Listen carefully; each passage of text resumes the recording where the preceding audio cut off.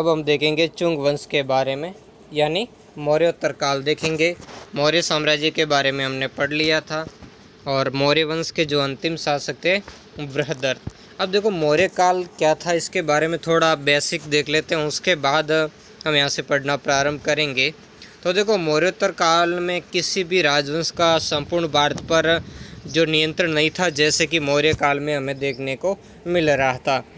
इसकी जगह छोटे छोटे अनेक अलग अलग राजवंशों ने अपना शासन स्थापित कर लिया था। यानी इस समय वापस है जो भारत के अंदर विकेंद्रीकरण की शुरुआत हो चुकी थी, यानी भारत की जो राजनीतिक एकता वो कमज़ोर हो चुकी थी। इसी कारण भारत के ऊपर विदेशी आक्रमण पुनः प्रारंभ हो गए थे। इन शासक वंशों में देशी शासकों के शासन में दो तरीके के ये शासक थे, एक तो देशी और दूसरे थे भारतीय। भारतीय देशी यानी भारतीय और दूसरे थे विदेशी शासक। विदेशी शासकों में कौन थे, इसमें हम देखेंगे इंडो ग्रीक, सक्सास, पार्थियन, पल्लव, कुषाण आदि। तो ये वंश इस समय भारत के अंदर आते और यहाँ शासन सत्ता स्थापित करते। जबकि देशी कहो या भारतीय शासक, इन भारतीय शासकों में जैसे चुंग वंश जिसके बारे में हमें पढ़ना है, इसके बाद आएगा कणम वंश, फिर चेदी वंश और फिर सातवाहन वंश। इन वंशों को हम रखेंगे और इनमें से हम विशेषकर इन शुंग और सातवाहन वंश के बारे में अध्ययन करेंगे, थोड़ा चेदी वंश के बारे में भी देखेंगे। मौर्योत्तर काल के अंदर सामाजिक व्यवस्था में भी क्या हो गया, बहुत ही बदलाव हो गया था। और इस काल में जो वर्ण है वो टूट कर किसमें हो गए, जातियों में बंट गए। यानी धीरे धीरे वर्णों का टूटना, नई नई जातियों का बनना और अनेक प्रकार की जो वर्ण संकर है जातियाँ, उनका भी इसी काल के अंदर निर्माण हुआ, जिसका उल्लेख तत्कालीन साहित्य के अंदर जो हमें पढ़ने को इस समय का मिलता है उसमें मिलता है। और जो वर्णाश्रम व्यवस्था है वो भी स्थापित होती इसमें जा रही थी इस काल में। और क्या हुआ, सबसे बड़ा सामाजिक संकट इस समय ये आया कि जो आत्मसातीकरण हुआ, यानी विदेशी जो जातियां हैं उन जातियों का भारतीय जातियों के अंदर प्रवेश हुआ। और यहीं से सबसे विवाद उठा कि इन जातियों को कैसे भारतीय जातियों के अंदर प्रवेश दिया जाए या इनकी कैसे कैटेगरी बनाई जाए। तो इन जातियों को शूद्र में नहीं रखा जा सकता। क्यों? क्योंकि ये विजेता थे। ये कैसी जातियां थी, विजेता होने के कारण इन्हें शूद्र जमात में शामिल नहीं किया जा सकता। इस कारण जो पिछले दरवाजे से इनको क्षत्रिय वर्ण में प्रवेश दिया गया और इसके लिए मनुस्मृति के अंदर भी विशेष प्रावधान किया गया था।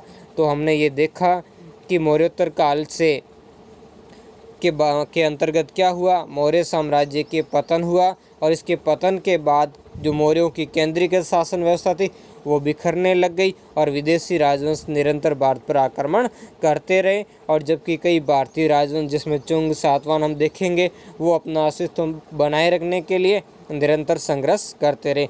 मौर्योत्तर काल से मतलब ये काल जो हम पढ़ेंगे उसका काल का नाम ही है मौर्योत्तर काल। अब मौर्योत्तर काल से मतलब क्या है कि मौर्य साम्राज्य के पतन से लेकर के गुप्त साम्राज्य के उद्गम तक के बीच का जो समय है उस समय को हम मौर्योत्तर काल के नाम से जानते हैं। तो इसके अंदर हम देखेंगे चुंग वंश।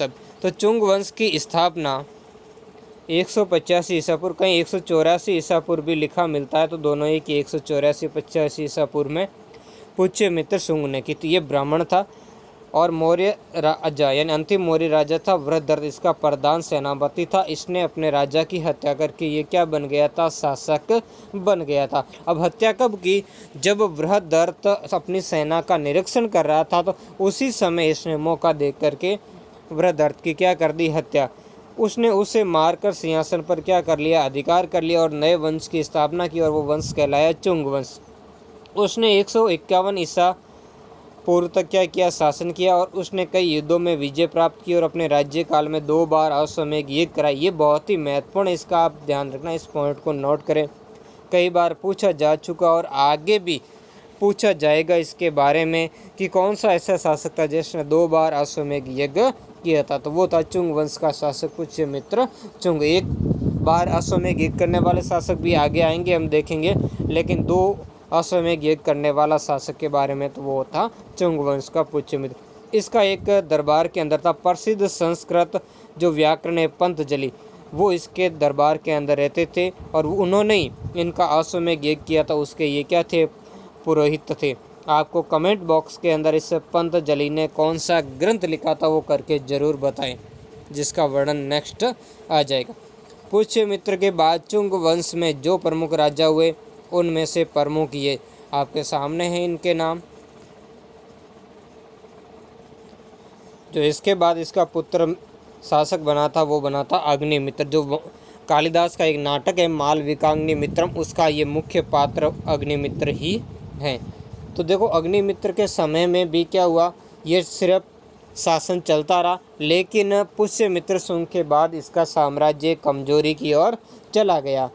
तो ये धीरे धीरे जैसे शासन चलाता रहा और इसके बाद में जो नया शासक बना वो ज्येष्ठ मित्र या ज्येष्ठ मित्र कहते हैं, जो 143 ईसा पूर्व से 136 ईसा पूर्व तक उसने राज किया था। हालांकि ये भी क्या था, एक महत्वपूर्ण शासन था और नहीं इसके बारे में उतनी कोई हमें जानकारी मिलती है। इस ज्येष्ठ मित्र के बाद एक शासक बना था वसुमित्र, जो 136 ईसा पूर्व से 126 ईसा पूर्व तक शासन रहा। और बाणभट्ट जो हर्षचरित्र में इसका उल्लेख करता है कि वो एक नाटक के प्रदर्शन के दौरान इस वसुमित्र की भी क्या कर दी गई थी, हत्या कर दी गई थी। और इसके बाद जो नेक्स्ट शासक बना भद्रक। देखो ये भद्रक और भागवत एक ही शासक के दो नाम बताए जाते हैं, जिसमें अलग अलग इनका वर्णन किया जाता है। जो भागवत पुराण है उसके अनुसार वो भागवत पुराण बताता है कि वसुमित्र का जो उत्तराधिकारी वो हुआ था भद्रक। और बाकी जैसे कुछ शासक, जैसे एक हमें बहुत ही महत्वपूर्ण है वेशनगर का जो गरुड़ स्तंभ मिला है। कहाँ पर मिला है, वेशनगर। इनका जो गरुड़ स्तंभ है वो है किसका, वो एक यूनानी तक्षशिला का जो यूनानी शासक था एपियाक्लिटस, उसके जो राजदूत थे हेलियोडोरस, उसने यहाँ इसके दरबार में चुंग दरबार में आया और वहाँ इसकी स्थापना की थी। यानी वेशनगर के अंदर जो गरुड़ स्तंभ उसकी स्थापना की थी। ये विष्णु को समर्पित है, भगवान विष्णु का वाहन है गरुड़, तो ये भगवान विष्णु को ही समर्पित है। इसके अंदर उल्लेख मिला है और उसमें उल्लेख क्या मिलता है, उसमें उल्लेख मिलता है काशी पुत्र भागभद्र। क्या नाम मिलता है इसका, या तो भद्रक या फिर इसका नाम मिलता है काशी पुत्र भागभद्र। और इसके बाद भद्रक के बाद ये शासक बना था भागवत। ये मतलब कह सकते हैं कि अंतिम महत्वपूर्ण शासक था, जिसने लगभग 32 वर्ष तक शासन किया और जो अपना उजड़ा जो साम्राज्य था उनको फिर से शक्तिशाली बनाने का इसने कार्य किया, लेकिन ज़्यादा कुछ ये सफल नहीं हो पाया था। और जबकि इस वंश का जो अंतिम शासक था वो देवभूत। आपसे पूछे कि इस चुंग वंश का अंतिम शासक कौन था, तो वो था देवभूति, या इसका एक अन्य नाम है देवभूति, या कहीं कहीं इसका नाम देवभूमि भी लिखा मिलता है, देवभूमि। तो आप ध्यान रखें इसका। तो इस तरीके से क्या हुआ, अंतिम शासक जो देवभूति था उसको उसका अमात्य था वासुदेव। वासुदेव ने लगभग 73 ईसा पूर्व में सिंहासन से उतार दिया। ये वासुदेव कौन था, ये कण्व वंश का संस्थापक था। कौन सा वंश था, ये एक वंश था, इसके बाद आएगा वंश वो कण्व वंश। तो कण्व वंश का संस्थापक था वासुदेव, जिसने कण्व वंश की स्थापना की। हमारे सिलेबस में नहीं है इस कारण हम इसके ऊपर डिस्कस नहीं करेंगे, हालांकि वो कम समय के लिए रहा, उतना कोई ज़्यादा महत्वपूर्ण नहीं रहा। इसके बाद हम जो नेक्स्ट इसमें देखेंगे वो महत्वपूर्ण वंश है, और वो वंश है सातवाहन वंश, जिससे आंध्र वंश के नाम से भी जाना जाता। तो बहुत ही महत्वपूर्ण ये वंश है। तो ये आंध्र यानी गोदावरी और कृष्णा नदियों की घाटी में सिमुक ने, ये इस वंश का संस्थापक था। सिमुक नामक व्यक्ति ने 60 ईसा पूर्व में सातवाहन वंश की नींव डाली जाती थी। और इसकी राजधानी क्या थी, प्रतिष्ठान या पैठन, जो आधुनिक महाराष्ट्र के अंदर है। हालांकि इसके बारे में भी विवाद हैं, कई सारी बातें इतिहास के अंदर ज़्यादा हम डिस्कस यहाँ नहीं करेंगे। फिर भी ये बहुत ही महत्वपूर्ण था। इसने जो मौर्य साम्राज्य कमज़ोर हो रहा था उस कमज़ोरी का इस सिमुक ने लाभ उठाया और लाभ उठा करके एक नए वंश की स्थापना की। और सातवाहन वंश के शासकों को दक्षिण के अंदर स्थित होने के कारण कुछ उपाधियाँ हैं, जैसे इन्हें दक्षिणाधिपति कहा जाता है, त्रिसमुद्राधिपति कहा जाता है, त्रिसमुद्रपन्य वाहन भी इन्हें कहा जाता है। और ये राजवंश आंध्र और सातवाहन दोनों ही नाम से जाना जाता था। और सिमुक का राज्यकाल 737 ईसा पूर्व तक माना जाता है। जो इसके उपरांत कौन शासक बना इस वंश का, सातकर्णी प्रथम। हालांकि जो सिमुक के बाद शासक बना था कृष्ण या कान्हा, इन दोनों के बीच में एक और शासक था, कृष्ण या कान्हा भी कहा जाता है। तो इसने सातवां वंश की जो शक्ति है और सत्ता का क्या किया, विस्तार किया। सातकर्णी प्रथम ने अश्वमेध यज्ञ किए। इसने भी कितने किए थे, पुष्यमित्र सुंगी जैसे इसने भी 2 अश्वमेध यज्ञ किए थे और समस्त दक्षिण भारत पर अपनी जो सार्वभौम सत्ता स्थापित की, यानी जो भी अपने साम्राज्य का विस्तार दिया और उसे सुसंगठित किया। कैसे किया कि इसने जो दक्षिणापथ के शक्तिशाली राजा उनको पराजित करके वहाँ का ये खुद राजा बन गया। कलिंग का जो उस समय का शक्तिशाली राजा था खारवेल, उससे भी इसने संघर्ष किया। तो इस तरीके से इन्होंने सातवाहनों की जो प्रतिष्ठा है उसकी पुनः स्थापना की। उसकी राजधानी गोदावरी नदी के तट पर स्थित प्रतिष्ठान यानी आधुनिक पैठण, जो कहाँ पर है, महाराष्ट्र के अंदर है, यहाँ तक थी। इसकी बहुत सारी उपाधियाँ भी हमें प्राप्त होती है। सातकर्णी प्रथम की मृत्यु के बाद शकों के आक्रमण के फलस्वरूप सातवाहनों की शक्ति में क्या होने लगा, ह्रास यानी इसमें गिरावट आने लगी। सातवाहनों का जो पश्चिमी क्षत्रप है गुजरात के अंदर जो स्थापित थे, उनके साथ में इसका बहुत ज़्यादा लंबे समय से संघर्ष चलेगा। कभी इनका सातवाहनों का पलड़ा भारी रहेगा तो कभी शक शासकों का पलड़ा भारी रहेगा। और महाराष्ट्र में शक वंश का क्या हो गया, शासन प्रारंभ होगा। और उसी शक वंश को हम किस नाम से जानते हैं, पश्चिमी क्षत्रप वंश के नाम से जानते हैं, जिसका आगे से चलकर शासक कौन हुआ, रुद्रदामन प्रथम। सातवां वंश के जो 23वां शासक था गौतमी पुत्र सातकर्णी, जो कि इस वंश का बहुत ही महत्वपूर्ण शासक था। इस वंश के अगर हम सर्वश्रेष्ठ शासक की बात करें तो वो शासक था गौतमी पुत्र सातकर्णी, जो कि इस वंश का 23वां शासक था। हालांकि इस वंश के एक शासक की और हम बात कर लेते हैं, जो शासक के साथ साथ में कवि भी था, जिसका नाम था हाल नाम था, जिसने एक ग्रंथ लिखा था गाथा सप्तशती। पश्चिमी क्षत्रपों की शक्ति को नष्ट करके पुनः अपने वंश की शक्ति, समृद्धि और सत्ता की स्थापना की थी, यानी वापस अपने राज्य का इसने क्या किया था, विस्तार किया था। और इसके बारे में थोड़ी बहुत महत्वपूर्ण जानकारी, 2 चीज़ें आपको बता दूं कि इस वंश का पहला राजा था जिसने अपने नाम के साथ अपनी माता का नाम उल्लेख किया। और इसी के बाद से आगे इनके राजाओं के जो राजा आगे बनेंगे उनके साथ में एक वंश परंपरा चल पड़ेगी कि वो अपने नाम के आगे माता का नाम रखना प्रारंभ कर देंगे। और तो इस कारण इसके समय से राज्य में जो मात्र सत्तात्मक तत्व है वो बहुत ही ज़्यादा शक्तिशाली हो गए थे। और इसके और शकों के बीच में बहुत संघर्ष चला, जिसमें इसने जो शक शासक था नहपान को पराजित किया, जिसकी जानकारी हमें एक जो सिक्कों का ढेर मिला है, मुद्रा बांड मिला है जोकल थम्बी, उस जोकल थम्बी से जानकारी हमें प्राप्त होती है। इसके बाद जो शासन सत्ता स्थापित की वो थी वशिष्ठी पुत्र पुलुवामी ने उज्जैन की शक महाक्षत्र रुद्रदामन की पुत्री से क्या किया था, विवाह किया था। हालांकि ये विवाह इसके कोई काम नहीं आया था और फिर धीरे धीरे क्या हो गया, ये निरंतर हारता गया और इसके राज्य पर रुद्रदामन ने क्या कर दिया, अधिकार, यानी रुद्रदामन ने उससे वह समस्त भूभाग छीन लिया जिससे उसने पश्चिमी क्षेत्रों को पराजित करके जीता था। यानी वापस क्या हो गया, अब वापस सातवाहन वंश का डिक्लाइन होना प्रारंभ हो गया। इनकी शक्ति क्या होने लग गई, कमज़ोर होने लग गई। हालांकि प्रारंभ में ये बहुत ही अच्छा था, अपने पिता के जैसे योग्य था, एक सुयोग्य पुत्र था और उसने जो विरासत में प्राप्त राज्य की रक्षा की, रक्षा के साथ साथ में उस राज्य का विस्तार किया। लेकिन बाद में जब इसने रुद्रदामन की पुत्री के साथ विवाह किया, उसके बाद में इसका जो राज्य डवाडोल हो गया, कमज़ोर हो गया और ये 2 बार इस रुद्रदामन के साथ संघर्ष में पराजित हो गया और इसी कारण इसे अपने साम्राज्य का वो हिस्सा गंवाना पड़ा जो इसने अपने विजयों के द्वारा प्राप्त किया था। तो वापस जो सातवाहनों की शक्ति और प्रतिष्ठा है वो धीरे धीरे इस समय गिरावट आना शुरू हो गई। और सातवाहन वंश का 27वां शासक था यज्ञश्री सातकर्णी। क्या नाम था, पूरा नाम था इसका यज्ञश्री सातकर्णी था। ने उज्जैनी के क्षेत्रों से कुछ भूभागों को पुनः अपने अधिकार में लेकर के अपने वंश की क्या की, वंश कीर्ति पुनः स्थापित की। यानी वापस इसने जो अपने राज्य को क्या किया, सुदृढ़ करने का प्रयास किया था। हालांकि इसमें ज़्यादा ये सफल नहीं हुआ और इसके बाद में धीरे धीरे शासक, और इससे बाद तो आगे शासक आएंगे वो महत्वहीन और कमज़ोर शासक ही आएंगे। यज्ञश्री ने कई प्रकार की मुद्राएं भी चलाई, जिसमें से कुछ मुद्राओं पर जलपोत अंकित है। बहुत ही महत्वपूर्ण है कि किस शासक की मुद्राओं के ऊपर जलपोत अंकित है, तो वो है गौतमी पुत्र अपने यज्ञश्री सातकर्णी। अब ये देखेंगे आपके सामने, देखो सातवाहन काल के ये सिक्के हैं, ये आप देख सकते हो। उस समय ये सिक्कों की बनावट इस टाइप की थी।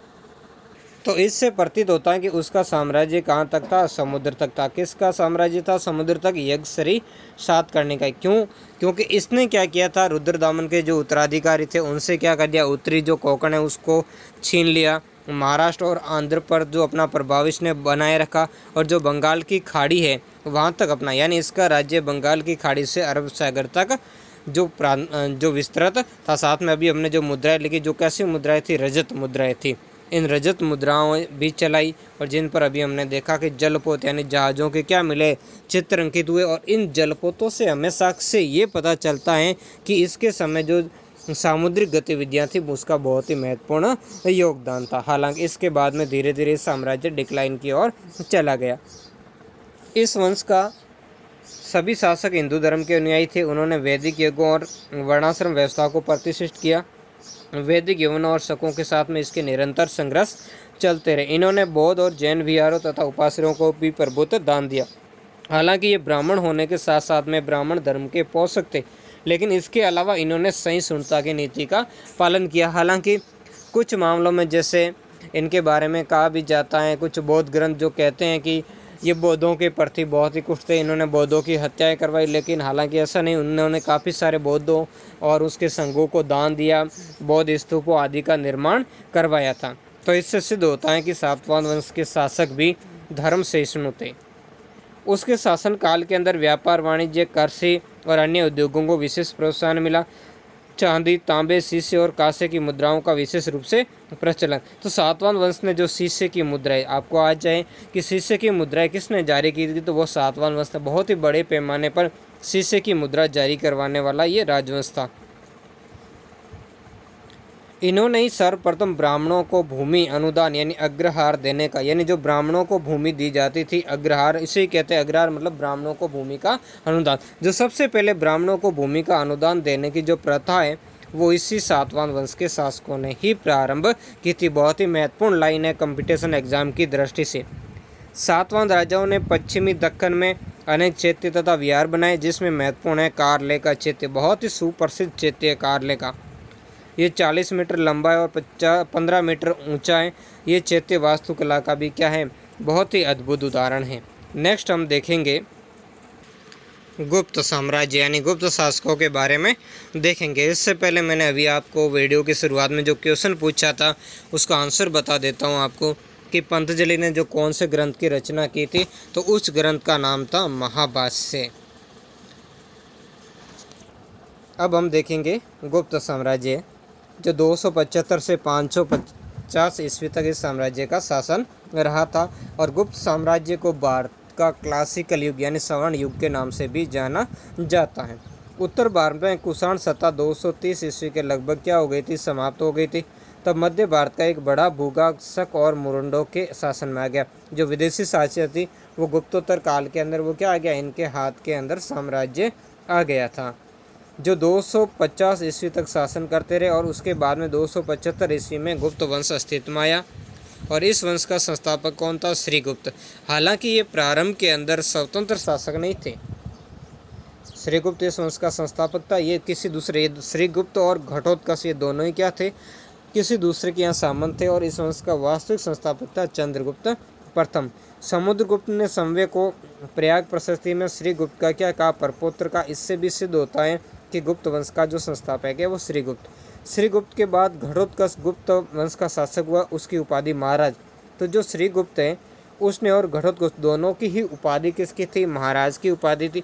इससे सिद्ध होता है कि ये दोनों क्या हैं, स्वतंत्र शासक न होकर के किसी के अंतर्गत सामंत थे, क्योंकि उस समय महाराज उपाधि सामंतों की हुआ करती थी।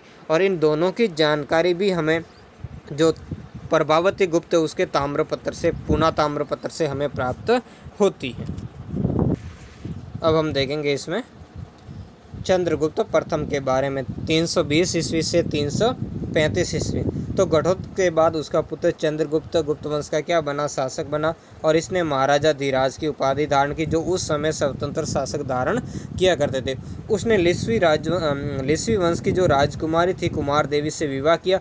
और इसके विवाह के बाद में लिस्वियों का सहयोग मिलने से ये साम्राज्य यानी इसकी स्थिति सुदृढ़ हुई और इन्होंने स्वतंत्र गुप्त साम्राज्य की क्या की शुरुआत की थी। इस विवाह के बाद में ही क्या हुआ, गुप्त साम्राज्य की प्रसिद्धि बढ़ने लगी थी। चंद्रगुप्त ने 319 ईस्वी में एक संवत चलाया था, जो गुप्त संवत का समय 319-20 ईस्वी का काल माना जाता है, जो बहुत ही महत्वपूर्ण, इस पॉइंट को आप नोट करें। इसके बाद जो शासक बनेगा समुद्रगुप्त, जो इस वंश का सबसे प्रसिद्ध शासक है, जिसे स्मिथ महोदय ने भारत का नेपोलियन का, हालांकि इसको नेपोलियन जैसी उपाधि इसके पराक्रम और इसकी कीर्ति को कम ही करती है, क्योंकि ये नेपोलियन से कई गुना आगे था। चंद्रगुप्त प्रथम ने समुद्रगुप्त को अपना उत्तराधिकारी नियुक्त किया। मतलब चंद्रगुप्त प्रथम ने अपने, यानी उसने जीवित रहते ही अपने इस पुत्र का क्या करवा दिया था, राज्याभिषेक करवा दिया था। उसका आदर्श दिग्विजय और एकीकरण था, वो साम्राज्यवाद में विस्तार करता था। यानी जैसे चंद्रगुप्त मौर्य के बाद में वापस भारत को राजनीतिक एकता के सूत्र में बांधने का कार्य समुद्रगुप्त ने किया था। उसके दरबारी कवि हरिसेन ने उसकी सैनिक सफलताओं का विवरण इलाहाबाद प्रशस्ति अभिलेख के अंदर अंकित किया। ये अभिलेख उसी स्तंभ पर उत्कीर्ण है जिस पर अशोक का अभिलेख भी स्थित है। इसमें उसके द्वारा जीते गए क्षेत्रों को 5 समूहों के अंतर्गत बांटा गया और उन सब का विस्तृत वर्णन इसके अंदर किया गया। साथ में इसकी उपलब्धियों का भी वर्णन किया गया। 5 समूह कौन से, जो गंगा यमुना दोआब के राज्यों पर ये विजय करता है, जो 2 चरणों में पूरी करता है, पूर्वी हिमालय के राज्यों के अंदर जो करता है, फिर पूर्वी विंध्य क्षेत्र के जो 8 विज्ञान जो जंगली राज्य उन पर विजय करता है, फिर पूर्वी दक्कन और दक्षिण भारत के राज्यों तथा शक और कुषाण राज्यों के ऊपर जो अपनी विजय करता है, उन विजयों का अलग अलग वर्णन इस ग्रंथ के अंतर्गत अपने इस प्रशस्ति के अंतर्गत दिया गया है। इलाहाबाद प्रशस्ति के अनुसार वह कभी भी युद्ध में नहीं आ रहा था, यानी उसने अपने जीवन काल के अंदर जितने भी युद्ध किए उन सब में इसने विजय ही प्राप्त की थी। समुद्रगुप्त के पास में एक शक्तिशाली नौसेना भी थी, जिससे वह विदेशों से अपना सुदृढ़ संबंध स्थापित कर सका। समुद्रगुप्त ने अश्वमेध यज्ञ भी किया था। इसके कुछ सिक्के मिले, उन सिक्कों पर अश्वमेध पराक्रम लिखा मिलता है। इससे सिद्ध होता है कि इसने अश्वमेध यज्ञ का क्या किया था, आयोजन किया था, और ललित कलाओं की दृष्टि में भी ये बड़ा निपुण था। इस कारण उसे कविराज की उपाधि इस ग्रंथ के अंतर्गत दी गई है। जो इसकी प्रशस्ति मिली है, इसे बहुत सारी कविराज, नारद और जो गुरु तुमरु है नृत्य में, उनको लज्जित करने वाला, ऐसे बहुत सारी उपाधियां इसकी प्राप्त हुई है। दानवीर था और संगीत के क्षेत्र में भी बड़ा निपुण था। एक सिक्के में उसकी आकृति वीणा बजाती है, जो वीणा वादन इसका सिक्का प्राप्त हुआ है, उससे भी इसके संगीत प्रेम का पता चलता। वो विष्णु का भी भक्त था और दूसरे धर्मों का भी समान रूप से आदर किया करता था। तो हमने देखा इस प्रकार जो समुद्रगुप्त है उसने एक बहुत बड़े भारत के बहुत बड़े भूभाग को अपने अधीन करके भारत को वापस एकता के जो सूत्र है उसमें बांधा, और इससे भी बहुत ज़्यादा जो क्षेत्र है वो उसका क्या मानता था, लोहा मानता था। और कई सारे विदेशी शासकों ने इसकी अधीनता क्या कर दी थी, इसके भय से स्वीकार कर ली थी। इसके बाद में जो शासक बनेगा वो शासक है चंद्रगुप्त द्वितीय, जिसका काल है 380 से 412 ईस्वी। कहीं आपको 375 ईस्वी से 412 ईस्वी तक भी इसका काल मिलेगा। तो ये चंद्रगुप्त द्वितीय समुद्रगुप्त का पुत्र था और इसका नाम देवराज और देवगुप्त भी प्राप्त होता है। कहीं कहीं कहा जाता है कि ये इसका वास्तविक नाम था और चंद्रगुप्त द्वितीय क्या थी, इसकी उपाधि थी। जो भी हो, इसको चंद्रगुप्त द्वितीय या चंद्रगुप्त विक्रमादित्य के नाम से भी जाना जाता है। उसने अपने साम्राज्य को विवाह संबंधों और विजयों के द्वारा बढ़ाया, यानी इसने विभिन्न जो वैवाहिक संबंध करके अपनी जो शक्ति है उस शक्ति को सुदृढ़ किया था। इसने किस किस से वैवाहिक संबंध किए, उसने अपनी पुत्री जो प्रभावती थी, वो खुद भी प्रभावती भी एक अच्छी साहित्यकार थी, का विवाह वाकाटक वंश का राजा था रुद्रसेन से किया, और जिसकी मृत्यु के बाद प्रभावती अपने छोटे पुत्र को गद्दी पर बिठाकर राज्य की क्या बन गई, वास्तविक शासिका बन गई। और बाद में क्या कर दिया, उसके राज्य को चंद्रगुप्त द्वितीय ने क्या कर दिया, हस्तगत कर लिया था। चंद्रगुप्त द्वितीय ने पश्चिमी मालवा व गुजरात को भी जीता और उज्जैन को अपनी क्या बनाया, दूसरी राजधानी बनाया। तो उज्जैन को अपनी दूसरी राजधानी बनाने वाला शासक था। इसके अलावा जो पश्चिमी क्षेत्र में ने शकों को पराजित किया, और शकों को पराजित करने के बाद में इसने क्या की, विक्रमादित्य की उपाधि धारण की थी। इसके अलावा इसने जो नागवंश की राजकुमारी है कुबेर नागा, उसके साथ में भी विवाह किया, और इन वैवाहिक संबंधों के द्वारा इसने क्या कर दिया, अपनी जो स्थिति है उस स्थिति को इसने क्या कर दिया, सुदृढ़ बनाया था। अब हम देखेंगे जो गुप्त काल का मैप है। पहले आप यहाँ देख लीजिए, ये जो चंद्रगुप्त प्रथम, समुद्रगुप्त और चंद्रगुप्त द्वितीय, इनके बारे में अलग अलग सिंबल बने हुए। ये मानचित्र हैं, थोड़ा इसको छोटा कर लेते हैं ताकि आप देख पाओ। ये तो जो आपको गहरे यानी ये वाला, ये तो जो काल था वो किसका था, चंद्रगुप्त प्रथम ने अपना राज्य किया। फिर ये इतना तो भाग शामिल ही था। इसके बाद में ये वाला जो ये समुद्रगुप्त, यानी समुद्रगुप्त क्या था, इधर जो पूर्वी तट है उस पूर्वी तट के किनारे से दक्षिण की ओर गया और वापस इसी किनारे से उत्तर की ओर लौट आया। फिर आगे वाला ये वाला भाग वो चंद्रगुप्त द्वितीय, यानी चंद्रगुप्त द्वितीय था, उसने अपना विस्तार जो पश्चिमी राजस्थान है, अपने पश्चिमोत्तर भारत है, उस क्षेत्र के अंदर उसने अपना साम्राज्य विस्तार किया था। इस वंश का अगला शासक हुआ है कुमारगुप्त महेंद्रादित्य, या इसे कुमारगुप्त प्रथम के नाम से भी जाना जाता है, जिसका काल 414 से 455 ईस्वी था। कहीं इसका काल 412 से 455 ईस्वी भी बताया गया है। यानी चंद्रगुप्त द्वितीय के बाद उसका पुत्र कुमारगुप्त प्रथम शासक बना। कुमारगुप्त को ही नालंदा विश्वविद्यालय का संस्थापक माना जाता। कौन मानता, इससे वैनसांग कहता है कि इसने नालंदा विश्वविद्यालय की स्थापना की थी और इसने बहुत ही बड़ी संख्या में इसने क्या की थी, मुद्राएं भी जारी की थी। और इसका एक मुद्रा भांड मिला है जो राजस्थान के अंदर बयाना से प्राप्त हुआ है, जिसमें इसकी 623 मुद्राएं प्राप्त हुई है। इसका राज्य सौराष्ट्र से बंगाल तक व्याप्त था। उसके राज्य में अंतिम दिनों में पुष्यमित्र जाति के विद्रोह का सामना करना पड़ा और इसके अलावा जो इसके राज्य के अंदर और भी विद्रोह हुए, जैसे इसके राज्य में पुष्यमित्र जाति के अलावा भी हूणों का जो आक्रमण है वो इसके काल के अंदर प्रारंभ हो गया था, जिसकी जानकारी स्कंदगुप्त के भीतरी अभिलेख से मिलती है। और इनके सामना करने के लिए इसने अपने पुत्र स्कंदगुप्त को भेजा था। इसके अलावा एक इसका नाम भी प्राप्त होता है, वैनसांग इसको क्या नाम देता है, चक्रादित्य।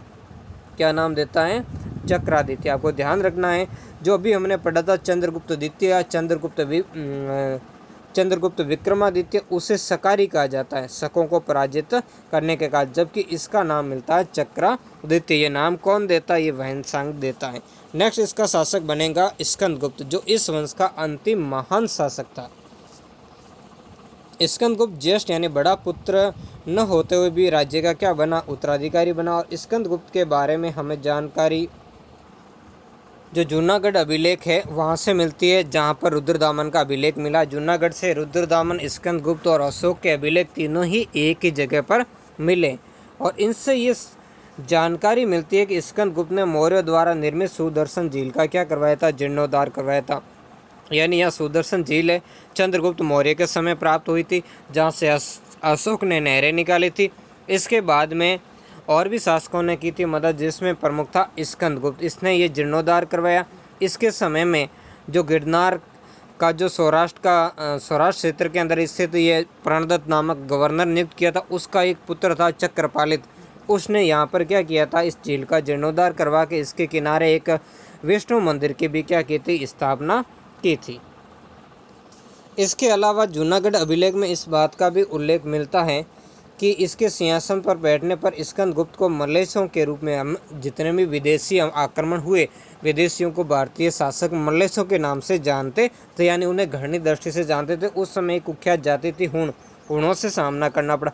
हालांकि हूणों का आक्रमण कुमारगुप्त प्रथम के समय से ही प्रारंभ हो गया और स्कंदगुप्त ने अनंत हूणों को पराजित कर दिया। यानी एशिया के अंदर हूणों को हराने वाला ये पहला शासक था।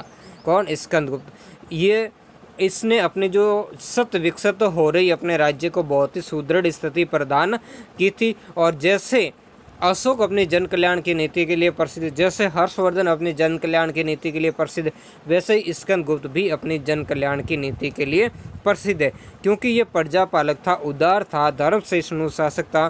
सभी संप्रदायों को इसने धार्मिक स्वतंत्रता दी, बुद्धिमत्तापूर्ण इसने शासन किया, शौर्यपूर्ण इसने युद्ध लड़ा। तो इस युद्धों के द्वारा उसने क्या किया था, अपने साम्राज्य को तो अक्षुण्ण बनाए रखा, साथ में सुदृढ़ प्रशासन व्यवस्था भी इसने स्थापित की। इस सुदृढ़ प्रशासन व्यवस्था के द्वारा ही अपने राज्य को विकसित होने से रोक पाया था। हालांकि इसके बाद में इस साम्राज्य का धीरे धीरे डिक्लाइन यानी पतन होना प्रारंभ हो जाता है। तो इस प्रकार इस वंश का जो अंतिम महान सम्राट था वो था स्कंदगुप्त। बहुत ही महत्वपूर्ण है, जो कक्षा 10 के लिए भी स्कंदगुप्त के बारे में आपको कोई क्वेश्चन पूछा जा सकता। अब सबसे महत्वपूर्ण पॉइंट की तरफ हम बढ़ेंगे, गुप्त वंश की सांस्कृतिक उपलब्धियां। तो मैंने आपको पहले भी बताया कि गुप्त वंश को अपनी जो सांस्कृतिक उपलब्धियां हैं, इस कारण गुप्त काल को स्वर्ण काल के नाम से भी जाना जाता है। क्यों कहा जाता है ऐसा? क्योंकि जो प्राचीन भारत है, प्राचीन भारत में स्थापत्य, मूर्ति, चित्रकला आदि क्षेत्रों में जो विकास की जो चरम स्थिति है वो इस गुप्त काल के अंदर प्राप्त हुई है। इस युग में क्या हुआ? कला का भारतीयकरण हुआ, सौंदर्याभिव्यक्ति हुई, उसका भाव चित्रण हुआ, उसमें आध्यात्मिकता का अंकन हुआ। इन सब के कारण इस समय जो चौमुखी विकास हुआ हर क्षेत्र का, इस कारण इस काल को स्वर्ण काल। इस काल की जो कला है उस कला में रूढ़िवादिता का अभाव हुआ, स्वाभाविक रूप से कला का अंकन हुआ, उसमें यथार्थवादिता का अंकन हुआ, सांस्कृतिक है और साथ में प्राकृतिक सौंदर्य उसका भी क्या हुआ? सर्जन हुआ। वो सारी की सारी मूर्ति कला हो चाहे चित्रकला हो, सब के अंदर इसकी अभिव्यक्ति होती है। इसके अलावा आध्यात्मिक आदर्श है, कला है, तकनीकी की भी क्या हुई? सादगीता इस समय हुई और उसकी अभिव्यंजना, लावण्य, लालित्य, इन सब का क्या हुआ? सामने जो संयमित प्रदर्शन इस काल के अंदर प्राप्त होता है। तो भारत में सांस्कृतिक इतिहास में गुप्त वंश का क्या बहुत ही महत्व है। अब देखेंगे ये गुप्त सम्राटों के जो धर्म के बारे में यहाँ विचार किया गया। तो गुप्त सम्राट वैष्णव धर्म को ही मानने वाले थे। समुद्रगुप्त तथा कुमारगुप्त प्रथम ने तो वैदिक धर्म, बौद्ध धर्म और जैन धर्म को की भी क्या दिया? प्रोत्साहन। यानी गुप्त वंश के शासक धर्म सहिष्णु शासक थे। समुद्रगुप्त और कुमारगुप्त प्रथम ने धर्मानुसार अश्वमेध यज्ञ भी किए थे। तो इस वंश में कौन थे अश्वमेध यज्ञ करने वाले? दो शासक हुए गुप्त वंश में, एक तो समुद्रगुप्त और एक कुमारगुप्त। चंद्रगुप्त द्वितीय के समय चीनी यात्री फाहियान भारत की यात्रा पर आया था, जिसने भारत के बारे में बहुत ही महत्वपूर्ण वर्णन इस फाहियान ने किया है। उससे विवरणों से पता चलता है कि गुप्त साम्राज्य सुशासित था, उसमें अपराध कम होते थे और कर का भी भार क्या था? बहुत ही कम था। ऐसा किससे होता है? ऐसी जानकारी हमें प्राप्त क्यों होती, आखिर क्या कारण था? इसके बारे में ये जानकारी देता है और बहुत सारी अच्छी जानकारी देता है। ये लोगों की जो व्यवस्था के बारे में भी वर्णन करता है कि लोग लहसुन ऐसी चीज़ें नहीं खाते थे और बहुत सारी सात्विक वृत्तियों का भी ये वर्णन देता है और कहता है कि तत्कालीन समाज में क्या था? शाकाहार था। लहसुन के साथ साथ जनता यहाँ की प्याज का भी सेवन नहीं करती थी, लोग घरों के ताले नहीं लगाते थे। ये सारी की सारी व्यवस्था किसको सिद्ध करती है? ये सारी व्यवस्था इस कथन को सिद्ध करती है कि ये साम्राज्य क्या था? सुस्थापित था। सुस्थापित साम्राज्य होगा तो इसी कारण क्या होगा? वहाँ अपराध कम होंगे, अपराध कम होंगे, लोगों में डर नहीं रहेगा, फिर क्या होगा? लोग घरों में ताले क्यों लगाएंगे? सात्विक वर्ती के अंदर लोग जीवन यापन करेंगे। यानी प्रजा कैसी थी? दान धर्म में लीन थी, पाप पुण्य, लोक परलोक, पुनर्जन्म आदि में विश्वास करती थी। लेकिन इसने कहा कि इस काल में अस्पृश्यता भी विद्यमान थी। इतना कुछ होते हुए भी इसने कुछ जातियों का ये उल्लेख भी करता है। चांडाल जैसी जातियां जो नगर से बाहर निवास करती थी, जो नगर में प्रवेश करने से पहले लकड़ी की खपचियाँ बजाती थी ताकि बाकी वर्णों के लोग क्या हो जाएं? उसके रास्ते से हट जाएं, ताकि वो क्या हो? अछूत नहीं हो। अब देखेंगे इस काल का जो साहित्य है उसके बारे में। तो राजकाज की भाषा इस समय क्या थी? संस्कृत थी। जैसे आगे हम देखेंगे मध्यकाल के अंदर जो सल्तनत काल होगी और मुगल काल के अंदर फारसी बन जाएगी राजकीय भाषा, वैसे इस काल में राजकीय भाषा क्या थी? संस्कृत। इससे पहले जो राजकीय भाषा हुआ करती थी वो थी प्राकृत, या फिर जैसे स्थानीय वंश होते थे उनके हिसाब से अपनी राजकीय भाषाएं हुआ करती थी। इस काल में महत्वपूर्ण साहित्यों के अंदर लिखेंगे अभिज्ञान, शाकुंतलम और रघुवंश, जिसके रचयिता कौन है? कालिदास, जिसे भारत का कवि या भारत का शेक्सपियर भी कहा जाता है। इन्होंने बहुत ही अभिज्ञान, शाकुंतलम के अंदर भी जो शकुंतला उसका वर्णन है, जिसमें उसके विवाह, अपने पति से बिछुड़ने, अपने पुत्र भरत आदि का इसके अंदर वर्णन है और फिर पति के घर जाना, इसका पूरा का पूरा वर्णन इस नाटक के अंदर है। और रघुवंश जो कि इसी वंश के अंदर जो भगवान राम का भी जन्म हुआ था, तो इसमें रघुवंश की जो कथा का वर्णन है। इसके अलावा शूद्रक ने एक नाटक लिखा था मरच कटिमन, यह भी बहुत ही महत्वपूर्ण नाटक है। और मुद्रा रासक विशाखदस और सुविख्यात कोशकार अमर सिंह ने एक ग्रंथ लिखा था अमर कोश, जिसके अंदर खेती, व्यापार आदि के बारे में बहुत ही महत्वपूर्ण जानकारी हमें प्राप्त होती है। इसके अलावा जो रामायण, महाभारत, मनुस्मृति जो अपने वर्तमान स्वरूप में इसी काल में, यानी जो वैदिक ग्रंथ जितने भी हमें धार्मिक साहित्य पढ़ने को मिलते हैं उन सब का, इसके अलावा पुराण आदि का जो वर्तमान स्वरूप है वो गुप्त काल के अंदर ही आया, यानी गुप्त काल के अंदर इनको क्या किया गया था, लिपिबद्ध किया गया था। गुप्त काल में जैसे महत्वपूर्ण अब देखेंगे कुछ, जैसे गणित और विज्ञान के क्षेत्र में कौन उत्कृष्ट था उनके बारे में हम देखेंगे। यानी विज्ञान और प्रौद्योगिकी इस काल में बहुत ही उन्नत अवस्था के अंदर थी। उस प्रौद्योगिकी की हमें जानकारी कैसे मिलती है उनके लिए कुछ देखेंगे, जिसमें पहला है आर्यभट्ट के बारे में। तो आर्यभट्ट का जो गणित और ज्योतिष में बहुत ही महत्वपूर्ण स्थान है इसका। इसने ग्रंथ लिखे, जैसे 10 गीतिका सूत्र हैं, आर्यार्थ शतक के आदि ग्रंथ लिखे। इसके अलावा इसने बताया कि पृथ्वी गोल है और उस पृथ्वी क्या करती है, अपनी धुरी पर घूर्णन करती है। जो पृथ्वी की धुरी पर घूर्णन का सिद्धांत है उसकी विवेचना इन्होंने की। इसके अलावा इस काल में भास्कर प्रथम नाम से भी बहुत ही महत्वपूर्ण क्या हुए, खगोल शास्त्री हुए। दूसरे नंबर पर आता वारामित्र, जो बहुत ही महत्वपूर्ण थे, जिन्होंने भारतीय और जो यूनानी ज्योतिष उसका इन्होंने क्या किया, समन्वय। ये भी जैसे अभी बात है, ऐसे विदेशी लोगों को मलेच्छ मानते थे, लेकिन उनके ज्योतिष के ज्ञान के आधार पर उनका क्या करते थे, स्वागत करते थे। और इन्होंने भारतीय और यूनानी ज्योतिष का जो समन्वय करके रोमक और पॉलिश सिद्धांत दिए। रोमक और जो पॉलिश सिद्धांत है उन सिद्धांतों को दिया।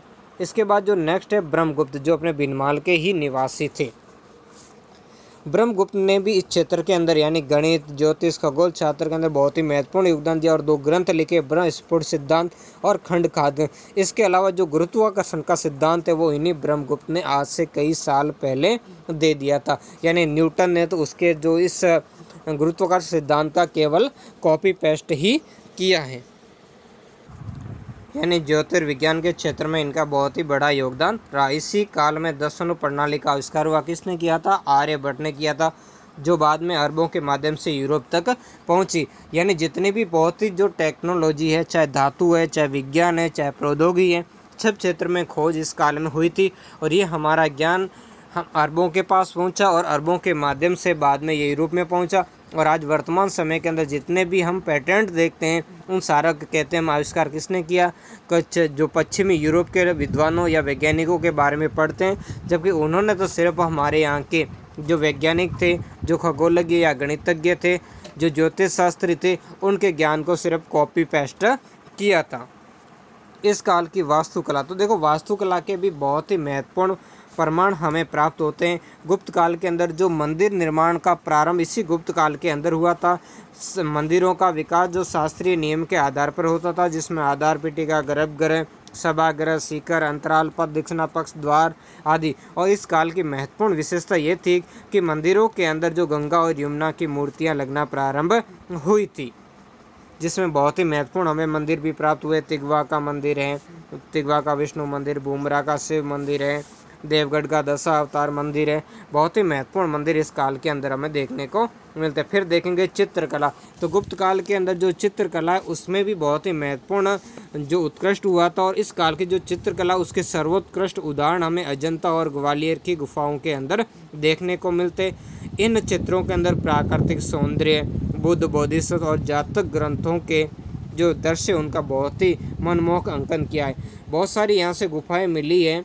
विशेषकर यहाँ की गुफाओं की जानकारी हमें अजंता की गुफाओं से प्राप्त होती है। तो अजंता की गुफाओं के अंदर हमें क्या मिलती है, गुफा संख्या 16, 17 और 19 ये 3 गुफाएं गुप्तकालीन है, जिसमें गुफा संख्या 16 और 17 कला की दृष्टि से बहुत ही महत्वपूर्ण है। और धातु कला की दृष्टि से भी ये युग बहुत ही महत्वपूर्ण युग था। इस युग में जो धातु कला के क्षेत्र में क्या मिला, जो दिल्ली का लौह स्तंभ है, नालंदा से जो 80 फीट ऊंची बुद्ध की तांबे की मूर्ति मिली है। इसके अलावा सुल्तानगंज से भी 7.5 फीट ऊंची जो बुद्ध की तांबे की प्रतिमा प्राप्त हुई है। ये सारी की सारी उस समय गुप्त काल की धातु कला की श्रेष्ठता को दृष्टिगत की थी। ये जो मेहरौली का लौह स्तंभ है इस पर आज तक जंग नहीं लगा, जबकि इतने सालों तक खुले आसमान के नीचे खड़ा है, जिसका रहस्य वर्तमान समय में भी पता नहीं चल सका है।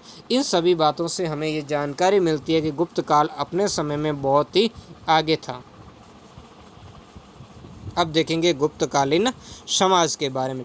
तो गुप्तकालीन समाज परंपरागत रूप से 4 वर्णों के अंदर विभक्त था, क्योंकि इस समय जो वैदिक साहित्य का ज़्यादा ही विकास हुआ था और वैदिक साहित्य की रचना भी इस काल के अंदर हुई थी।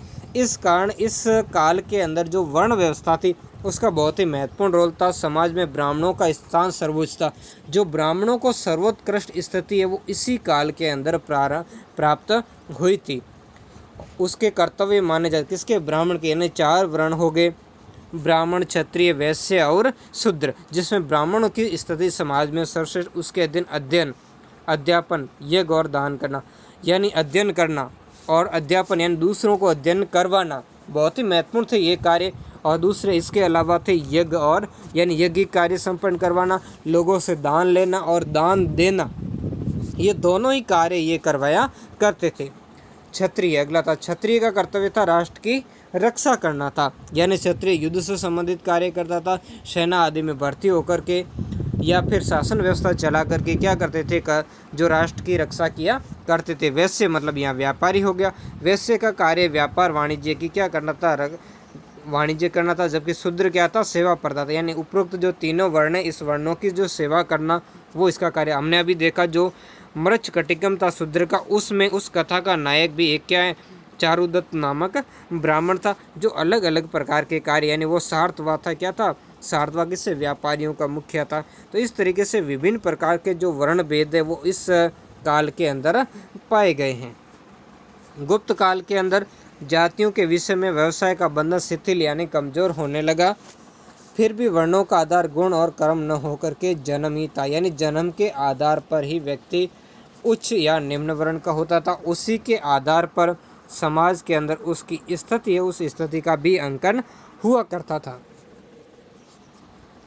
अब देखेंगे इस काल के अंदर जो स्थितियों की स्थिति, तो स्त्रियों का समाज में क्या था, महत्वपूर्ण स्थान था। धार्मिक कर्तव्यों में पति के साथ पत्नी की उपस्थिति आवश्यक थी। इस काल में यज्ञ महत्वपूर्ण हो गए, और जब यज्ञ महत्वपूर्ण हो गए तो यज्ञ के अंदर जो पति के साथ में पत्नी का होना अनिवार्य था। पत्नी की उपस्थिति बिना यज्ञ क्या माना जाता था, जो अधूरा माना जाता था। हालांकि देखिए इस काल में जो कला है, साहित्य, उसमें भी नारी का बहुत ही आदर्श में जो चित्रण है वो प्रस्तुत किया गया, लेकिन व्यवहार में उसकी स्थिति इतनी अच्छी नहीं थी, यानी स्थिति अभी दयनीय हो चुकी थी। जैसे बाल विवाह होते थे, 12-13 वर्ष में ही लड़कियों की क्या हो जाती थी, शादी हो जाती थी। हालांकि स्त्री शिक्षा इस समय प्रचलन में थी, पर्दा प्रथा इस समय नहीं थी, और उस समय 8 प्रकार के विवाहों का प्रचलन था। ये बहुत ही, जिसमें प्रजापति, ब्रह्म, ये आर्ष विवाह है, ब्रह्म विवाह है, और राक्षस विवाह है, गंधर्व विवाह है, पैचाच विवाह है। तो इस टाइप के कुल 8 प्रकार के विवाह इस समय के अंदर प्रचलित थे। हालांकि देखो कहीं कहीं जो साक्ष्य हमें मिले, यहाँ ये जो लिखा हुआ है पर्दा प्रथा नहीं थी, यानी कुछ साक्ष्य भी हमें प्राप्त हुए ग्रंथों के अध्ययन से। उसके अंतर्गत हमें ये जो कथन लिखा हुआ, ये फाइयान और वैनसांग सर्चा उनके विदेशी यात्रियों के आधार पर लिखा है। वो भारतीय समाज से उतने नहीं जुड़े थे, इस कारण उन्हें पता नहीं था कि जबकि जो कालिदास ने एक ग्रंथ लिखा था अभिज्ञान शाकुंतलम, उसके अंदर एक शब्द मिलता है, अवगुठन शब्द का प्रयोग हुआ है। और इसी ग्रंथ से हमें पता चलता कि जो सम्भ्रांत परिवार की महिलाएं थी वो पर्दा किया करती थी। हालांकि जो अन्य जो सामान्य जो महिलाएं होती थी वो पर्दा प्रथा का पालन नहीं करती थी। इसी कारण इन जो विदेशी जितने भी लेखक आए उन्होंने इस तरीके का वर्णन किया है। और जो विवाह था, विवाह दोनों प्रकार के होते थे, अनुलोम और प्रतिलोम दोनों प्रकार के विवाह इस समय भी संपन्न होते थे। इसी कारण जो नई वर्ण संकर जातियों का भी जन्म इस काल में हुआ था। अब ये देखिए आपके सामने ये है समुद्रगुप्त द्वारा प्रचलित सिक्का, स्वर्ण सिक्का है उसके समय का प्रचलित, यानी सिक्कों के आधार पर ही काफ़ी कुछ निर्धारण इतिहास का भी किया जाता है। और ये 2 सिक्के आप देखेंगे चंद्रगुप्त द्वितीय द्वारा प्रचलित ये स्वर्ण सिक्के थे, जिसमें एक सिक्का जिसमें ये व्याघ्र निहंता सिक्का, जिसमें वो व्याघ्र का क्या कर रहे हैं, शिकार कर रहे हैं। तो अब जो महिलाओं की स्थिति के बारे में हम देख रहे थे उसमें आगे देखेंगे, यानी इस काल के अंदर जो स्त्रियों की स्थिति के बारे में देखा कि विवाह के 8 प्रकार थे, अनुलोम प्रतिलोम विवाह होते थे, लेकिन इसके साथ साथ में स्त्रियों को ये भी स्वतंत्रता थी कि वो अपना पति इस समय चुने। यानी इस समय समयवर प्रथा भी विद्यमान थी। इसका कई साहित्यिक स्रोतों के अंदर हमें उल्लेख भी प्राप्त होता है। गुप्त काल के अंदर जो मिश्रित जातियां भी मिली, जो अभी मैंने बताया अनुलोम प्रतिलोम विवाह के कारण जो मिश्रित जातियाँ आई वो मूर्ध्वा, विशिष्ट, करण, अंबष्ट, पार्श्व, चांडाल आदि ऐसी जातियाँ अस्तित्व में आई थी।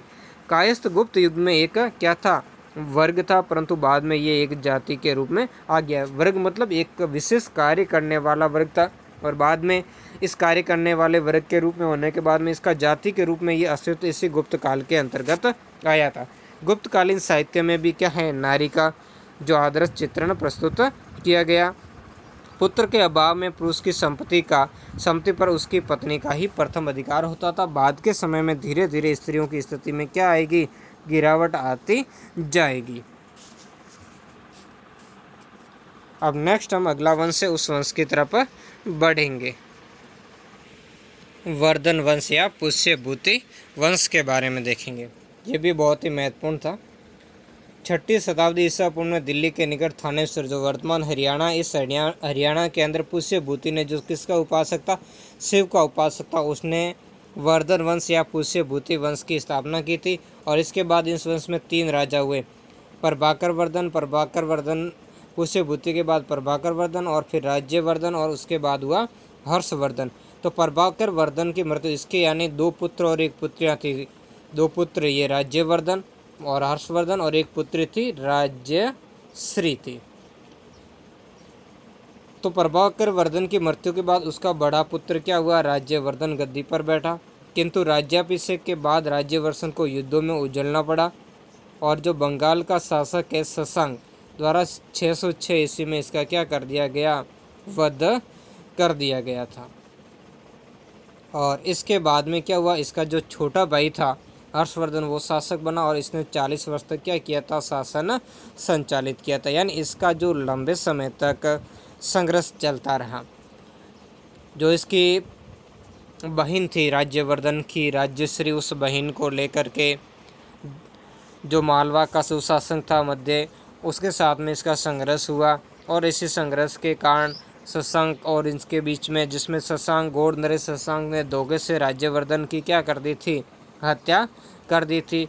और इस कारण राज्यवर्धन की मृत्यु के बाद में हर्षवर्धन को क्या बनना पड़ा, शासक बनना पड़ा। यानी हर्षवर्धन कब शासक बना था, 606 से 647 ईस्वी में ये शासक बना, और इसने 40 वर्ष तक राज्य करके अपनी कीर्ति यानी अपने जो वैभव को बढ़ाया। ये क्या था, निसंतान था। हालांकि कई में इसके पुत्रों का उल्लेख भी मिलता जो उसके जीवन काल के अंदर ही मृत्यु को प्राप्त हो गए थे। जो भी हो, इसके बाद में इसका कोई उत्तराधिकारी नहीं हुआ। इस कारण इसकी मृत्यु के साथ ही पुष्यभूति वंश समाप्त हो गया। इसके बारे में आगे जानकारी नहीं होती है, क्या हुआ क्या नहीं हुआ। इस कारण कहते हैं कि इसके साथ ही इसने क्या हुआ, इसके वंश भी समाप्त हो गया। जिस समय हर्ष सिंहासन पर बैठा था उस समय इसकी स्थिति संकटपूर्ण थी। क्यों संकटपूर्ण थी, कि इसके भाई की हत्या गौड़ नरेश शशांक ने कर दी थी, और इसकी बहन भी जो देवगुप्त के साथ मिलकर किया था, इसकी बहन भी क्या हुई थी, उसने देवगुप्त ने जब छोड़ दिया था, यानी उसकी कैद से पहले लाना था। बाद में बहन वहाँ से जंगलों के अंदर चली गई, अपनी बहन को ढूंढ के लाना था। तो इस तरीके की बहुत सारी समस्या इसके सामने उपस्थित थी। तो वो समस्याएं थी, इसके बड़े भाई राज्यवर्धन का वध कर डाला किसने, गौड़ नरेश शशांक ने, और छोटी बहन राज्यश्री अपने प्राणों की रक्षा के लिए किसी अज्ञातवास से, यानी वो सती होने ही वाली थी, जंगल में जाकर के कष्टों का जब समाचार मिला तो उससे वो क्या, उन्हें पहले पिता की, फिर भाई की हत्या, फिर पति की हत्या, ये सारी देख करके उनका मन क्या हो गया, द्रवित हो उठा था। और हर्षवर्धन ने शीघ्र ही अपनी बहन को क्या किया, ढूंढ निकाला था। एक बहुत भिक्षु था, उसकी सहायता से इसने अपनी जो बहन है उसको क्या कर लिया था, ढूंढ निकाला था। कामरूप के राजा भास्कर वर्मा से संधि करके शशांक के विरुद्ध एक बड़ी सेना भेजी। यानी इन दोनों ने, जो असम का या कामरूप का शासक था, वहाँ दोनों के गठजोड़ से ही इन्होंने बहुत ही विशाल साम्राज्य की क्या की थी, स्थापना की थी। और गौड़ नरेश शशांक को भी इन्होंने क्या कर दिया था, सीमित कर दिया था। यानी सबसे पहले इसका जो अभियान है वो गौड़ नरेश शशांक के विरुद्ध ही था। यद्यपि दक्षिण में उसकी सेनाओं को लगभग 620 ईस्वी में चालुक्य शासक पुलकेशिन द्वितीय ने नर्मदा नदी के तट से पीछे खदेड़ दिया। इसमें क्या हुआ, इसमें हर्ष की पराजय हुई थी, जिसकी जानकारी हमें ऐहोल अभिलेख से प्राप्त होती है। हर्ष के साम्राज्य की जो सीमाएं उत्तर में हिमाचल प्रदेशों से, दक्षिण के अंदर जो नर्मदा नदी के तट तक और पूर्व में गंजाम से पश्चिम में वल्लभी तक विस्तृत थी। यानी इसकी बात हम करें इस टाइप से करें तो इसका जो साम्राज्य उसमें जालंधर, कश्मीर, नेपाल, वल्लभी, मालवा, सिंध और इसके आसपास के सीमांत और असम का राज्य शामिल था। और साथ में कहे तो हम जो संयुक्त प्रदेश है, बिहार वगैरह, बंगाल, उड़ीसा, मध्य प्रदेश और राजपूताना, ये सब के सब हर्ष के साम्राज्य के अंदर स्थित है। कनौज इस विशाल साम्राज्य की राजधानी थी। प्रारंभ में थानेश्वर थी, बाद में इसने कनौज को भी अपने राज्य के अंदर सम्मिलित कर दिया था। हर्ष ने महाराजा धीराज की उपाधि धारण की। इसके अलावा उसने परम भट्टारक है, शकलो उत्तरायश्वर, एकाधिकार, चक्रवर्ती, सार्वभौम, परमेश्वर आदि विभिन्न उपाधियां धारण की। इससे भी सिद्ध होता है कि उसमें जो दैवीय गुणों का समावेश था और ये एक महत्वपूर्ण सम्राट था। हर्ष शिव और सूर्य की उपासना करता था। प्रारंभ में ये इस धर्म का शैव धर्म का अनुयायी था, लेकिन बाद में इसका झुकाव है वो किसकी ओर गया, महायान बौद्ध धर्म की ओर हो गया था। और बाद में ये बौद्ध धर्म का क्या बन गया था, संरक्षक बन गया था। वह प्रति 5वें वर्ष प्रयाग में, जिसे महामोक्ष परिषद के नाम से कहा जाता है, गंगा यमुना के संगम पर आयोजित करता था, जिसमें एक महोत्सव करके दान आदि करता था। मतलब क्या करता था, जो 5 वर्षों के द्वारा जितना भी राज खजाना संचित किया जाता था वो इस सभा के अंदर सारा दान कर देता था, बिना भेदभाव के वो सब दान कर देता था। सब कुछ, यानी राज्य की रक्षा के लिए और जो सैन्य उपकरण होते थे उनके अलावा सारा कुछ ये दान कर देता था। और अपनी बहन राजेश्वरी से मांगकर पूरा नव वस्त्र धारण करता था, यानी खुद के राजसी वस्त्र, खुद के गहने, मुकुट आदि सब कुछ ये इसमें दान कर देता था। और चीनी यात्री, इसमें आगे देखेंगे, चीनी यात्री वैनसांग भी इस प्रकार के छठे महोत्सव में शामिल हुआ था। इसके अलावा जो इसने चीनी यात्री वैनसांग था, इसकी उपस्थिति का लाभ उठाने के लिए इसने एक कनौज सभा का भी क्या किया, आयोजन करवाया था, जिसमें इसने बौद्ध धर्म का प्रचार करना इसका मुख्य उद्देश्य था। हर्ष इतना कुछ यानी जन कल्याणकारी शासक होने के साथ साथ ये एक अच्छा लेखक भी था। इसने संस्कृत में 3 ग्रंथ लिखे, नागानंद, रत्नावली और प्रियदर्शिका नामक 3 नाटकों की रचना की। हर्षवर्धन के दरबार के अंदर कई महत्वपूर्ण अन्य लेखक भी थे, जिसमें सबसे महत्वपूर्ण था बाणभट्ट, जिसने कादम्बरी और हर्षचरित्र नामक बहुत रचनाएं लिखी। फिर म्यूर है, फिर सुबंधु, मातंग दिवाकर, ईशान आदि प्रमुख विद्वान। और चीनी यात्री जो वैनसांग है उसको भी इसने क्या किया था, अपने दरबार के अंदर आश्रय प्रदान किया था। अब हम देखेंगे मानचित्र के अंदर हर्ष का साम्राज्य, ये आपके सामने है। जो ये वाला बीच वाला भाग है, यहाँ से होकर के ये हर्ष के साम्राज्य के अंदर था, जो यहाँ से पंजाब से लगाकर राजस्थान का जो प्रदेश थोड़ा अलग था। हालांकि राजस्थान का कुछ प्रदेश है इसके अधीनस्थ था। इधर हम देखेंगे जो दक्षिणी पूर्वी क्षेत्र है, थोड़ा उत्तर का क्षेत्र ये इसके अधीनस्थ था। बाकी सारा गुजरात, जिसे उस समय वल्लभ भी कहते थे। फिर दक्षिण के अंदर जो चालुक्य, यहाँ जो पुलकेशिन द्वितीय था, इनका संघर्ष हुआ था। ये नर्मदा नदी थी यहाँ पर तट, तो इससे आगे ये नहीं बढ़ पाया था, इसके विरुद्ध ये हार गया था।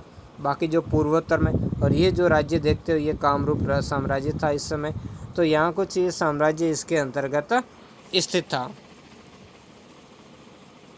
ये देखिए आप हर्षवर्धन का साम्राज्य, और ये है हर्षवर्धन, ये आपके सामने ये सम्राट हर्षवर्धन। पाल वंश जो बंगाल का बहुत ही महत्वपूर्ण वंश हुआ था। थोड़ा इससे पहले इस वंश की जो उत्पत्ति उसकी परिस्थितियों की हम देखेंगे। तो देखो, हमने जो अभी हर्षवर्धन के समय पढ़ा था कि बंगाल का जो गौड़ शासक था शशांक, तो शशांक की मृत्यु के और इधर बाद में हर्षवर्धन की भी मृत्यु हो गई। इनके कारण जो बंगाल की जो राजनीतिक स्थिति है बहुत ही बिगड़ गई थी, और वहाँ क्या हो गया था, मत्स्य न्याय की स्थिति हो गई थी, यानी इतनी दयनीय स्थिति वहाँ की हो चुकी थी। जो लामा तारानाथ है वो भी कहते हैं, इसका वर्णन देते हैं। इसके अलावा जो आर्य मंजूश्री मूल क्लब भी जो उस समय की स्थिति का वर्णन देती। तो लारा तारानाथ क्या कहते हैं कि प्रत्येक क्षत्रिय, ब्राह्मण अथवा वैश्य अपने घर में क्या हो गया था, राजा हो गया था, और संपूर्ण देश का कोई राजा नहीं रहा था। तो इस तरीके की जो परिस्थितियाँ हैं, उन परिस्थितियों के अंदर यहाँ पाल वंश का क्या हुआ, उदय हुआ। और जो बाद में जो उत्तरी भारत है, या कह सकते हैं उस समय जो पूर्वोत्तर की भारत की एक प्रमुख शक्ति बन गया था। तो इस वंश का उद्गम जो बंगाल में कब हुआ था, लगभग 750 ईस्वी के अंदर हुआ। इसने 750 से 770 ईस्वी तक शासन किया था। यानी इस वंश का संस्थापक कौन था, गोपाल था, जिसने क्या किया, जो मत्स्य न्याय से यहाँ की जनता को क्या कराया, छुटकारा, और कहा यहाँ के जैसे एक खलीमपुर, जो धर्मपाल का खलीमपुर नामक अभिलेख प्राप्त हुआ, उसमें कहा गया कि मत्स्य न्याय से छुटकारा पाने के लिए प्रकृतियों यानी सामान्य जनता ने गोपाल को लक्ष्मी की बाह ग्रहण करवाई। यानी जो अत्याचार है, देखो मत्स्य न्याय क्या करता है कि बड़ी मछली हमेशा छोटी मछली को क्या करती है, खा जाती है। तो इस कारण यानी शक्तिशाली व्यक्ति क्या करते हैं, गरीबों के ऊपर अत्याचार करता, उसका धन हरण करना, उसका स्त्री हरण कर लेती आदि सभी। तो इन कारण यहाँ ऐसी स्थिति व्याप्त हो चुकी थी और इस कारण यहाँ के लोगों ने कहा जाता कि गोपाल को लक्ष्मी की बाह यानी राज ग्रहण करवाया था। इस वंश का जो दूसरा यानी पाल वंश का दूसरा शासक धर्मपाल बहुत ही महत्वपूर्ण था, जो इस वंश का क्या था, सबसे महान शासक था। उसने अपना राज्य कनौज तक विस्तृत किया और कनौज के अंदर इसने एक सभा का भी आयोजन किया। जैसी सभा का आयोजन हर्षवर्धन ने किया था, उस टाइप की सभा करने का भी इसने भी क्या किया था, वहाँ प्रयास किया था, जिसमें काफ़ी सारे आस पड़ोस के जो शासक हैं जो शामिल हुए थे, जिसमें भोज, मत्स्य, अवंती, गांधार क्षेत्र आदि के शासक यहाँ पर सम्मिलित हुए थे। और सबसे महत्वपूर्ण इस समय की बात है कि इस समय जो त्रिकोणात्मक संघर्ष हुआ था वो इसी धर्मपाल के समय प्रारंभ हुआ था।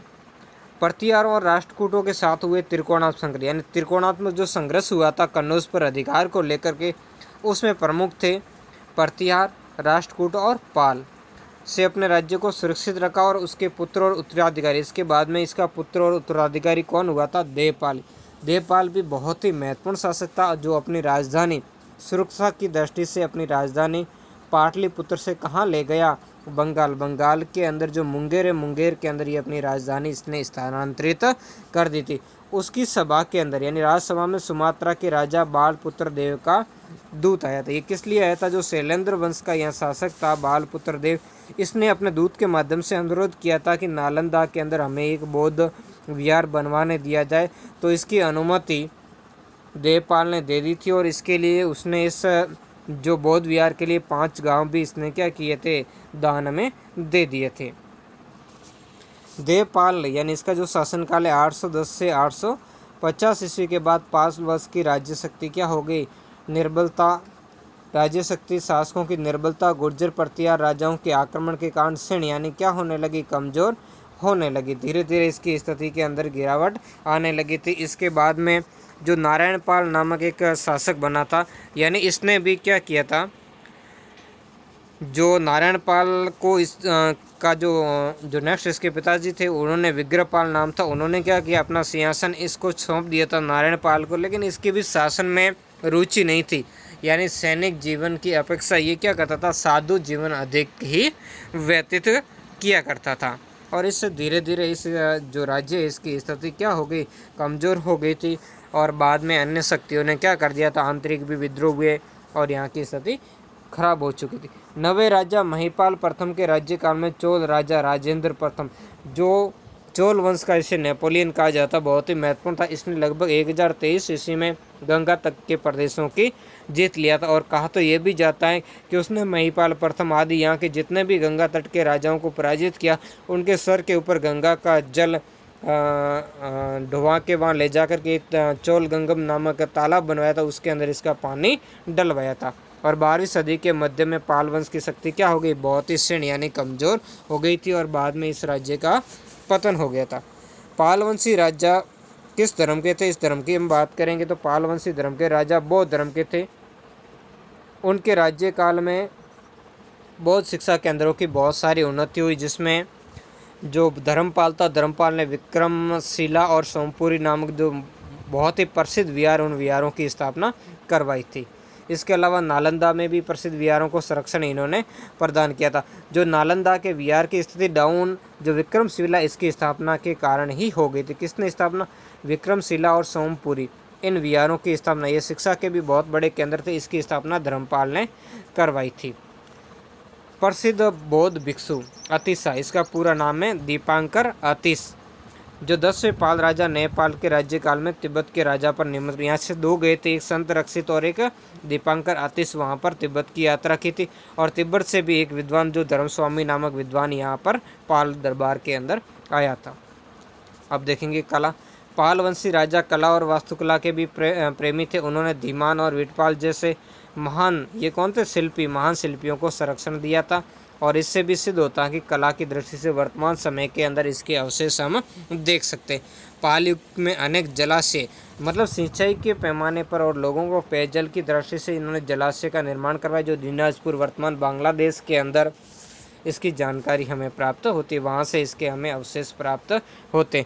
तो ये था अभी पाल वंश, जिसके बारे में हमने महत्वपूर्ण बातें हमने पढ़ी। इससे नेक्स्ट वंश के बारे में हम बढ़ेंगे, तो वो वंश है राष्ट्रकूट वंश।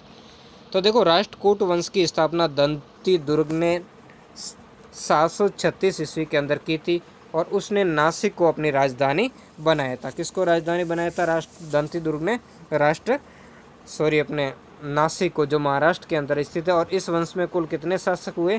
14 शासक हुए, जिसमें दंती दुर्ग ये सबसे महत्वपूर्ण शासक था। दंती दुर्ग वातापी के चालुक्यों के अधीन प्रारंभ में क्या था? सामंत था, और उसने अंतिम चालुक्य शासक कीर्तिवर्मा द्वितीय को पराजित करके दक्षिण के चालुक्यों की सत्ता समाप्त कर दी और अपनी जो महत्वपूर्ण है, अपनी जो सत्ता की स्थापना की थी। तो इस वंश का संस्थापक क्या था? दंती दुर्ग, जिसने प्रारंभ में अपनी राजधानी मयूरखंडी थी। और इस वंश का जो उत्तराधिकारी हुआ था दंती दुर्ग के बाद में, वो कौन था? कृष्ण प्रथम था। ये कौन था? तो कृष्ण प्रथम ने क्या किया था? एलोरा के अंदर जो प्रसिद्ध कैलाशनाथ मंदिर है, उस मंदिर का इसने क्या करवाया था? निर्माण करवाया था। और इसके अलावा इसने अपना साम्राज्य भी विस्तार किया। इसने राजाधिराज राजेश्वर की उपाधि धारण की थी। और इसके बाद जो शासक बना था वो था ध्रुव। इस वंश का जो चौथा शासक ध्रुव ने गुर्जर प्रतिहार वंश का जो शासक था वत्सराज, उसको पराजित किया। यानी जो त्रिकोणीय संघर्ष कनौज पर अधिकार को लेकर चल रहा था, उसके अंदर इसने भाग लिया। और हमेशा ही पाल और प्रतिहारों से ये राष्ट्रकूट आगे रहे, यानी इनकी शक्ति अच्छी थी और हमेशा युद्ध के अंदर इनकी विजय प्राप्त होती थी। तो इसने क्या किया? उनको पराजित किया था। पांचवें शासक गोविंद तृतीय ने गुर्जर प्रतिहार शासक नागभट्ट द्वितीय और पाल शासक धर्मपाल दोनों को पराजित करके अपनी शक्ति का क्या दिया था? परिचय दिया था। उसने राष्ट्रकूटों के साम्राज्य को मालवा प्रदेश से कांची तक विस्तृत कर दिया, यानी बहुत ही बड़े पैमाने पर इसने अपने साम्राज्य को क्या कर दिया था? विस्तृत किया था। गोविंद तृतीय के बाद इसका पुत्र एक शासक बना था, जिसका नाम था अमोघ वर्ष, यानी इस वंश का क्या था? छठा शासक था। अमोघ वर्ष का शासनकाल इस साम्राज्य के लिए बहुत ही महत्वपूर्ण था, क्योंकि इसके लिए क्या था? शांति प्रिय शासन था। इसने लगभग कितने 64 वर्ष, यानी प्रारंभ में ये क्या था? अवैसक था। इस कारण गुजरात का गवर्नर था। कर्क ने इसके लिए कार्य किया। हालांकि बाद में इसने शांतिपूर्ण तरीके से और विद्या के क्षेत्र में, विद्या और कला का ये बहुत ही महान शासक हुआ था। इसने मान्यखेत को अपने क्या बनाया था? राजधानी बनाया था। और इसके लिए काफ़ी सारी उपाधियों की वर्णन भी मिलता है। काफ़ी सारे विद्वानों को भी इसने क्या किया था? अपने राज्य के अंदर संरक्षण प्रदान किया था। अरब यात्री जो सुलेमान है, वो अमोघ वर्ष की गणना विश्व के 4 महान शासकों में से करता। उसमें से 3 शासक कौन थे? एक तो बगदाद के खलीफा थे, दूसरा चीन के, और तीसरा कुस्तुनिया के शासक थे। तो इसमें से चौथा शासक ये था, यानी बहुत ही महत्वपूर्ण था अपने समय। इसके समय का जो इस मान्यखेत का वैभव भी अच्छा था। कला विज्ञान हर क्षेत्र में इस समय राष्ट्रकूट साम्राज्य की उन्नति हुई थी। कृष्ण द्वितीय तथा इंद्र तृतीय ने कनौज के जो तत्कालीन शासक थे महिपाल को पराजित करके, महिपाल कौन था? ये प्रतिहार वंश का शासक था। इसे भागने पर विवश कर दिया था। हालांकि बाद में महिपाल ने इसके लौटने के बाद में इंद्र तृतीय के वापस इस पर क्या कर दिया था? अधिकार कर लिया था। इस वंश के जो 12वां शासक थे कृष्ण तृतीय के शासनकाल में ही राष्ट्रकूटों का दक्षिण के जो चोल शासक है उसके साथ में क्या हुआ था? दीर्घ संघर्ष प्रारंभ हो गया था। और इस कारण इसका साम्राज्य क्या हो गया था? कमज़ोर हो गया था। हालांकि प्रारंभ में जैसे तकोलम की लड़ाई में इसने चोलों को क्या किया था? पराजित किया था। लेकिन बाद में धीरे धीरे इससे क्या हो गया? इसकी शक्ति भी कमज़ोर होती चली गई।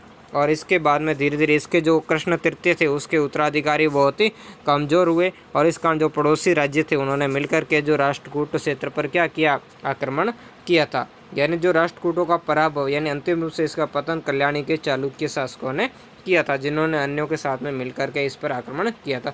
जो चालुक्य शासक थे तेलप ने 973 ईस्वी में इस वंश के जो शासक थे कर्कदित्य, जो ध्यान रखना इस वंश का जो अंतिम शासक था कर्कदित्य, को पराजित करके मान्य खेत पर क्या कर लिया था, अधिकार कर लिया था। अब देखेंगे इसमें धर्म के बारे में। तो राष्ट्रकूट वंश के शासक वैदिक धर्म के क्या थे, प्रबल समर्थक थे, यानी वैदिक धर्म को ये क्या करते थे, संरक्षण दिया करते थे। उन्होंने कई भव्य मंदिर यानी स्थापत्य कला की दृष्टि से भी इनका बहुत ही महत्वपूर्ण योगदान रहा है, जिसमें महत्वपूर्ण जैसे हमने कैलाशनाथ का जो मंदिर देखा, आदि मंदिरों का इन्होंने क्या किया था, निर्माण करवाया था। और अमोघ वर्ष के समय भी बहुत सारे निर्माण हुए, जिसकी जानकारी हम उसके संजना ताम्रलेख से भी प्राप्त होती है। वे संस्कृत और कन्नड़ साहित्य के पोषक थे। महत्वपूर्ण है कि इन्होंने संस्कृत के साथ साथ में जो कन्नड़ भाषा के साहित्य उसकी इन्होंने क्या की, इनके दरबार में कई सारे कन्नड़ भाषा के लेखक भी रहा करते थे। इसके अलावा जो खुद ये अमोघ वर्ष था उसने भी कविराज मार्गनाग में एक कन्नड़ काव्य की भी क्या की थी, रचना की थी। अरबों ने इस वंश के शासकों को बल्हरा या बल्हराज कहा था। ये कौन था, अरबी अल मसूदी था। अल मसूदी जो किसके शासन काल में आया था, ये आया था अल मसूदी इंद्र तृतीय था। राष्ट्रकूट वंश के शासक इंद्र तृतीय के शासन काल में यहाँ की यात्रा की थी और उसने ही राष्ट्रकूट राजा को वल्लभ राज या वल्लभ नाम दिया था। तो ये हमने देखा इसके अंदर राष्ट्रकूट वंश के बारे में। वीडियो कैसा लगा, अगर अच्छा लगा तो लाइक कमेंट शेयर कर देना, अगर आपको अच्छा नहीं लगा तो डिसलाइक आप कर सकते हो, आपका रोल है। और अगर आप सपोर्ट करोगे तो आपके लिए आगे भी और भी नए नए वीडियोज़ में लेकर आता रहूँगा। ये आपका कक्षा 10th का जो इतिहास पूरी करवाना आपके सबल पर ही निर्भर, यानी आप अगर हौसला अफजाई करोगे तो इसको पूर्ण कर पाऊँगा। तो वीडियो को लाइक करें, अधिक से अधिक शेयर करें, निरंतर कमेंट करते रहें और मेरे चैनल को अगर सब्सक्राइब नहीं किया तो प्लीज़ सब्सक्राइब ज़रूर कर लें और 2 मिनट समय निकाल करके वीडियो पर आने वाली ऐड को थोड़ा देखें, उसे स्किप ना करें। इसी आशा के साथ धन्यवाद, मिलते हैं नेक्स्ट वीडियो के अंदर।